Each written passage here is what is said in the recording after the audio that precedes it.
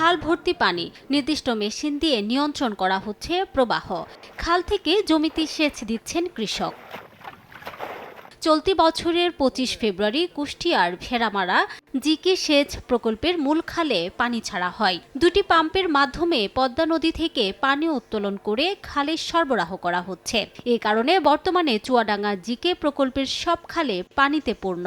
এতে খুশি উপকারভোগী প্রায় 6,500 কৃষক। তারা বলছেন খরচ ছাড়াই তারা জমিতে সেচ দিতে পারছেন। তবে চলতি মৌসুমে শেষ পর্যন্ত সেচ কার্যক্রম অব্যাহত রাখার দাবি তাদের। এভাবে পানি পাই তাহলে আমাদের দীর্ঘদিন আমার তেল কেনা লাগবে না। কেরানের পানিতে আমাদের খরচ হয় কম। শ্যালো মেশিনের আবাদ করলে অনেক ক্ষতির সম্মুখীন হয়, কিন্তু এই পানির মাধ্যম দিয়ে ধান ভুট্টা অনেক সতেজ হয়েছে।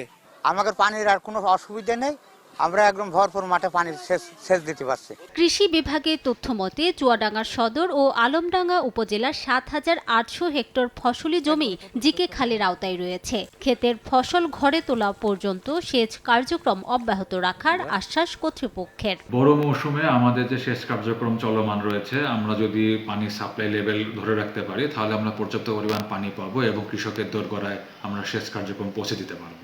পানি উন্নয়ন বোর্ডের তথ্য মতে চুয়াডাঙ্গায় জিকে প্রকল্পের আওতায় 41 কিলোমিটার প্রধান খাল, 263 কিলোমিটার টার্সিয়ারি খাল, 75 কিলোমিটার সেকেন্ডারি খাল এবং 20 কিলোমিটার মাঠ নালা রয়েছে।